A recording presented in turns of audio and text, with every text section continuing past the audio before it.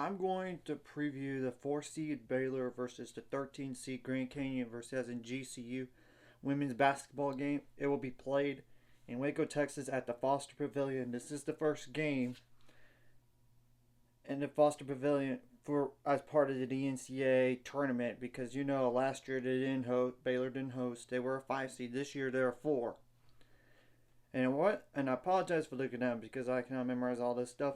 And as we all know, Molly Miller is the head coach at Grand Canyon University, and her name's getting mentioned for some power conference jobs here. So I'm just saying it as a fact, and I'm not necessarily saying that it's going to be a huge distraction either. She's still focused on GCU right now. And one thing I want to make mention about Grand Canyon University, they have won 30 games in a row. Granted, when you look at strength of schedule, it's not that great. They're part of the Western Athletic Conference, as in the WAC. They're 32-2 overall, 16-0 in the WAC. And they had to win their conference tournament in order to make an NCAA tournament. While Baylor's 27-7 overall, 15-3 in the Big 12. And there is a point spread on this game. It is Baylor by 15.5, and the game will be played on March 21st at 2:30 p.m. Central Time on espnu.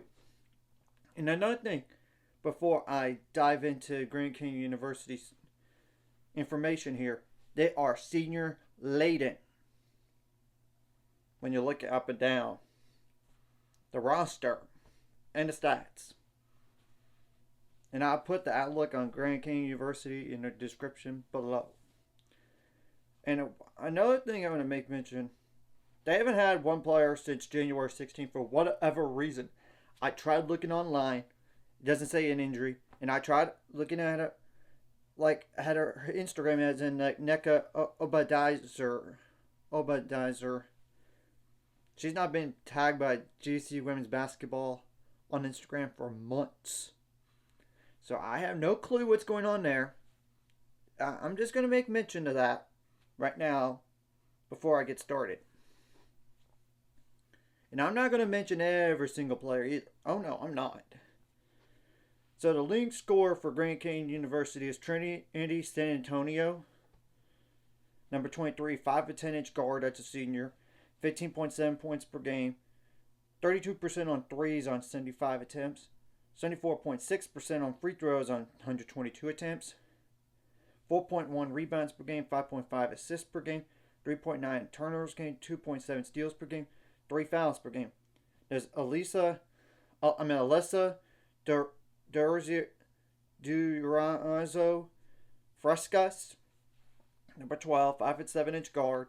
That's a senior, 14.9 points per game, 47% on threes on 264 attempts, 80.4% on free throws on 46 attempts, 2.8 rebounds per game, 0.8 turnovers per game, 1 steal per game, 1.4 fouls per game. There's Laura Eric Strupp, number 20, 6'2" forward. That's a senior, 14.4 points per game, 27.6% on threes on 29 attempts, 74.3% on free throws on 109 attempts, 7.1 rebounds per game, 1.7 turnovers per game, 1.4 steals per game, and 2.9 fouls per game. There's Tiara Brown, number 24, 5'9" guard. That's the senior, 12.7 points per game, 21.2% on threes on 33 attempts, 73.2% on free throws on 127 attempts, 4.7 rebounds per game, 2.6 turnovers per game, 2.7 steals per game, 1.3 blocks per game, 2.4 fouls per game. There's Christina Jeskova, Jeskeova. I apologize if I butchered that. Number 1, 6'2" guard. That's a senior, 3.7 points per game. 0 for 1 on threes.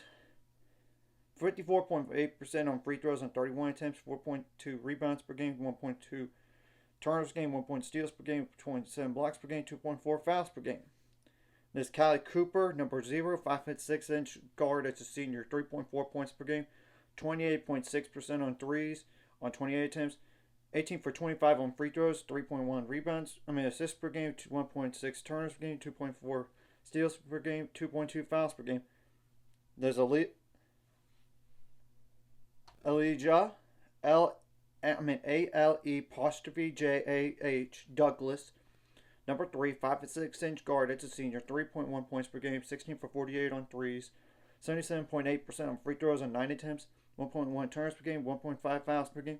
And there's Sydney Eric Strupp, number 11,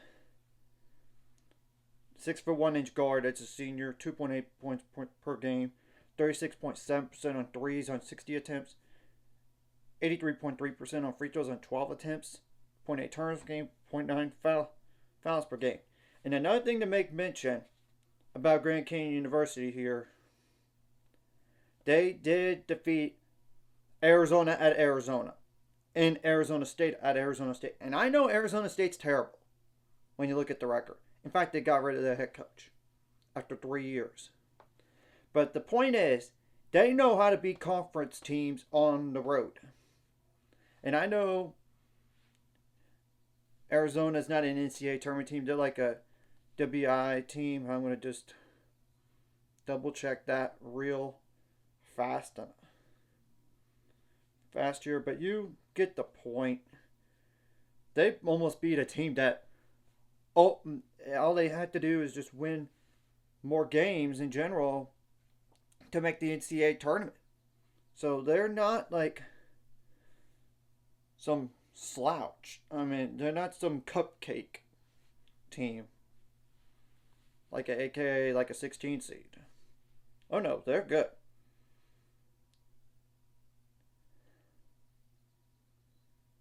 And obviously, if you kept up with the coaching carousel in the past, Molly Miller was one of those names that could have had the Baylor job. Of course, we know what happened.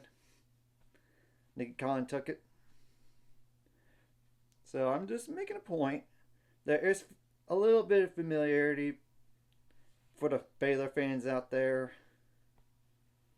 Yeah, Arizona's a WBITE team. That does make some sense. And this is a game right here I would not overlook. I get their strength of schedule is not that great. But they have won 30 games in a row for a reason. They did it in a variety of ways. They even won their conference tournament championship by only 3 points against an okay UT Arlington team. They found ways. And one thing I'm going to make mention. Darren Page Buggs will be back. It's more like how many minutes will she play? Across the board, you got to limit your foul trouble while getting them in foul trouble. You got to adjust to the officiating, which I know it's going to be questionable at times. So you got to make plays to win. Make adjustments on the fly, not just from first quarter, second quarter, not first half to second half, but throughout those quarters. You got to out-hustle them. You got to do this for the seniors. And I know one thing. Grand Canyon University is going to go in here in this game with no pressure on them. They have never been to the NCAA tournament before under Molly Miller or in general. Now they have. They literally have no pressure going to this game right here. No pressure. So you expect them to give their best shot at you. And I'm sure Nicky Collin's staff are mentioning that right now. I'm sure. And the players know that they've won 30 games in a row. And the last time that Baylor played a home game, it was against TCU, and they lost. So you try to take that feeling of playing at home a game and try to win a game that you should beat Grand Canyon University and avenge that last home loss. And the last loss in general, because the last loss was in a Big 12 title game against TCU by less than 5 points. I'm just saying. Now, defensively, you got to make their lives miserable as much as possible. Shut down the best players. Take them out of the game.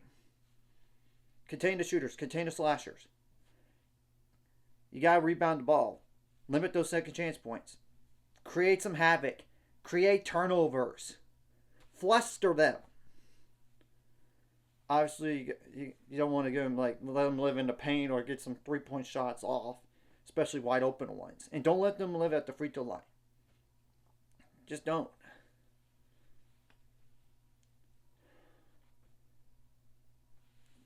You got to limit those fast break points, not just points in the paint, fast break points. Points out turnovers, you got to limit those. And second chance points as well. Obviously, offensively, you got to make your free throws count if you get to the free throw line. Take care of the ball. They are a defensive-oriented team. They are. And you got to make some 3-point shots in this game. Get good shot selection, good ball movement. Limit the turnovers. Get some second chance points, fast break points, and points in the paint. Of course, across the board, you got to be good in those late game situations. Take care of the ball on offense. Got to be smart with their fouling, too. Don't have illegal screens or anything. Don't have live ball turnovers. And another thing across the board, try to take away the Grand Canyon University crowd. Take them out of the game and get the Baylor fans that are there. Get them involved. Obviously, as you could tell, not a lot of hype. So there's an opportunity for Annette Vonleh to go off in this game. And I know they might double team. And it would not shock me. And you got to adjust to their defense, and whether it's man-to-man or zone or full court pressure. But you get the whole picture here. Hopefully Belle Flournoy has a better game than last time out. Hopefully she does. Sarah Andrews needs to step up. Jada Walker needs to step up. Whether it's scoring, defense, you get it. Yaya Felder, whether she's a starter or off the bench, it doesn't really matter. Bugs is going to play, just do her role in limited minutes. I just don't know how many. But it's one of those to be determined deals, to be honest. Leah Mataru needs to step up off the bench with scoring and defense, rebounding, you name it. Of course, Kyle Abraham as the backup center needs to step up and do her role. Maybe Kayla Nelms plays and she needs to do her role, and Wise Jennings needs to do her role on defense or even a shooter. It wouldn't shock me if they played some small ball stuff, like make Yaya Felder the small ball 4 or Maya Jennings the small ball 4. It would also shock me if they did put Kyle Abraham with Annette Vonleh. But it's all about matchups, though. That's kind of why they did it against TCU last time. And it was very effective. So, let's go into this game and show Grand Canyon University we're not messing around. And we're not going to let them beat us on our home court. And I know they're a good team. They are. But that is a lower level. We're at a power conference level. Yeah, I know they beat 2 teams in the power conference in Arizona and Arizona State, like I said earlier. But neither of those are NCAA tournament teams. Neither. And the only 2 losses, by the way, for Grand Canyon University came in November. Middle Tennessee State, part of the WAC and Conference USA Challenge. And it's at Middle Tennessee State. And Middle Tennessee State University is no bad team either. They're a WBI team, by the way. So another tournament team, postseason wise. While the last loss for Grand Canyon University was against Oregon at Oregon, and they lost by 16 points. So I'm just saying, you cannot sleepwalk in this game. And shake off those nerves. At least you're going to play at home, for one. And two, you're sleeping in your own beds, unlike Grand Canyon University. So let's go out there, give our best shot. So anyways, if you like this content, hit the like and subscribe button. See you guys later on the road to 800 subscribers. Of course, ultimate goal is 1,000 more. So my money at this course, like video, comment video really helps YouTube background. Some more people see it. Sharing the video does help as well. Some more people could watch. And if you're watching and not subscribed, hit subscribe button, hit the notification bell as well.